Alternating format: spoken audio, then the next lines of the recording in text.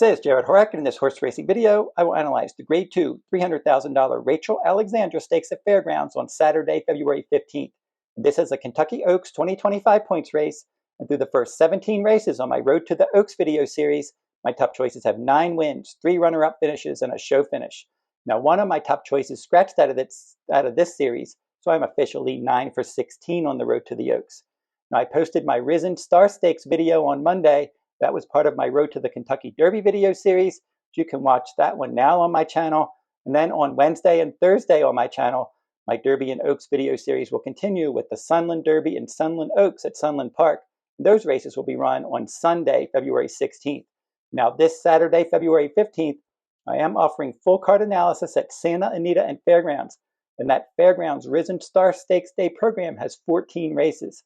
So I always include extensive analysis and wagering strategies for all the races that I cover, and you can purchase my Santa Anita and Fairgrounds full cards individually. You can get a discount when you purchase them together as part of my weekly Saturday special for $16. Go over to therunawayhorse.com on my sales page for more details. Now, trainer Brad Cox did win this race 3 times. Last year, he won it with Tarifa. In 2022, it was Turner Loose, and in 2018, it was Monomoy Girl. And he has the morning line favorite this year, Good Cheer. And now we're going to meet the entire field for the 2025 Rachel Alexandra Stakes. And then I will give out my contenders from last to first. And the Rachel Alexandra will be the 13th race on Saturday, February 15th, 2025. Grade 2, $300,000 Rachel Alexandra for 3-year-old fillies. 1.16 miles on the main track. Scheduled post time, 7 o'clock p.m. Eastern Time. We have a 7-horse field in here, beginning with number 1, Anonima. For trainer Kenny McPeak, I read Ortiz Jr. is going to ride. She won her last 2 starts. Good Cheer, number 2 for Brad Cox. She's the favorite. Luis Saez is aboard, and she's a perfect 4 for 4. Ballerina d'Oro, a late runner for trainer Chad Brown. Flavian Pratt's going to ride. She was second in the Demoiselle last time. Gowells Delight, Kenny McPeak, Brian Hernandez Jr., number 4 in here. She won her debut. She was well beaten in the Martha Washington last time out. Aledean is number 5. For trainer Tom Amos, and she won her last 2 starts. Edgar Morales will ride. Number 6, Simply Joking, for trainer Whitworth Beckman. She's 2 for 2. She won the Silver Bullet Day. She should show speed under Jaime Torres. Number 7, Bless the Broken, rounds out the field. And this filly was 7th in the Demoiselle Stakes, and then 2nd in the Silver Bullet Day Stakes last time out. Now we'll go last to first in the Rachel Alexandra. The horse I picked to finish 7th and last is number 5, Aledean. $600,000 game winner filly here, and she has back-to-back victories at Delta Downs, a maiden special weight at 7 furlongs, and then Fairgrounds last time, optional claiming dirt route. That race was in the slop and it was off the turf. Now she is getting faster, and I do like the Edgar Morales, Tom Amos jockey trainer team, but she's definitely going to need to elevate her game to threaten this group.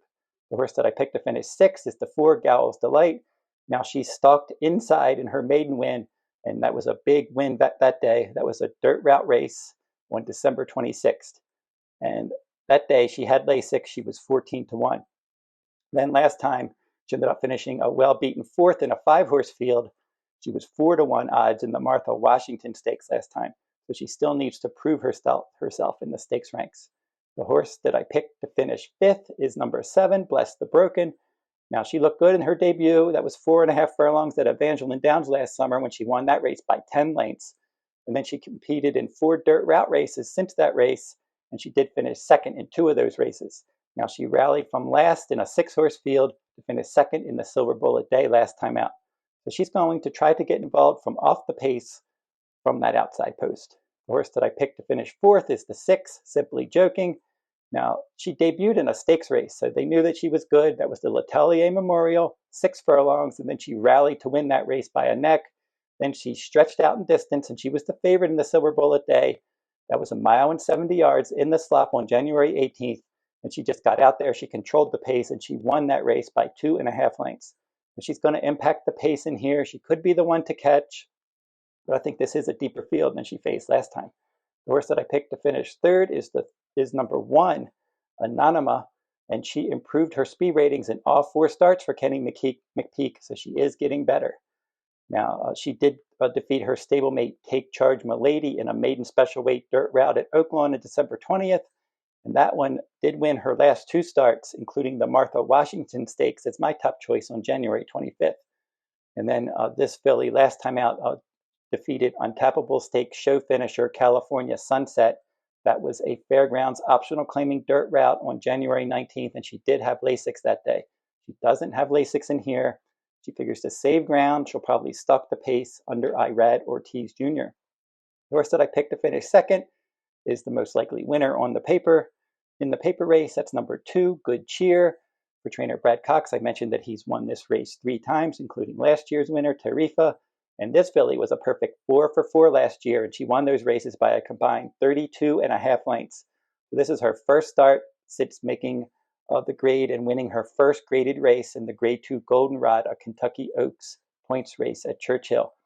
Now, since the Goldenrod, the runner-up in that race, Quiet Side, ended up finishing second in the Martha Washington as the beaten favorite.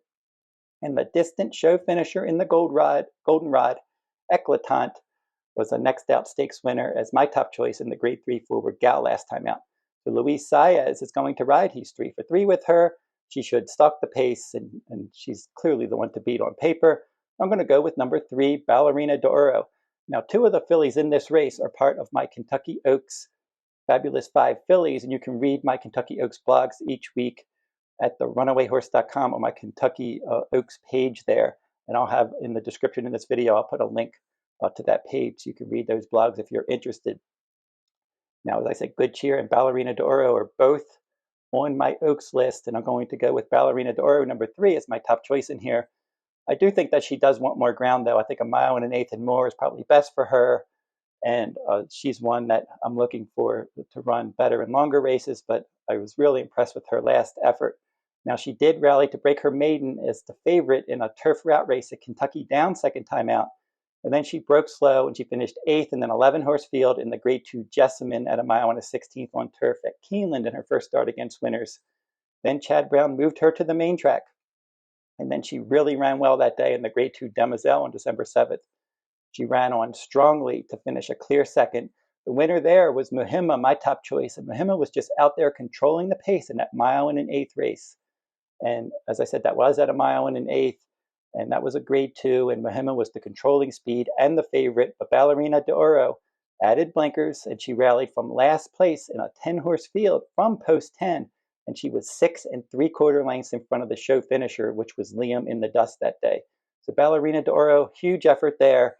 Muhimma out there controlling the pace as the favorite, and Ballerina d'Oro in her first dirt start, breaking from post 10, rallying from last and finishing well clear of the rest of the field and 1 length behind Muhimma. Flavien Prat does win races with trainer Chad Brown. This is a $320,000 Medaglia d'Oro finisher filly, and she's the best finisher in the race in here. So for this one, love the pedigree, really like that effort last time. She's got a nice late kick. They don't want to be too far back in here. That long stretch at Fairgrounds should benefit her, and maybe she'll be able to wear down Good Cheer and get the job done. But as I said, I'm really looking for her in longer races to really excel when she gets to 1 mile and 1/8.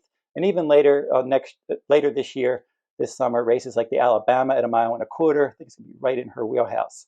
She can run all day. She's got a nice late kick, and we'll see if she's going to be able to outkick Good Cheer at this 1 mile and 1/16 distance. And the key to her, obviously, too, is how much pace help she gets. But I really liked her effort last time. I'm going to give her a shot in here for trainer Chad Brown, Flavien Prat aboard. So that's my look at the Rachel Alexandra Stakes. And if you want a free pick each day, go over to the runawayhorse.com and click on the Better Bets blog tab at the top of my homepage. You can get a free pick from around the country each day. And don't forget to like, comment, and share these videos if you like them. Subscribe to my channel as well. And until I see you next time, good luck at the races.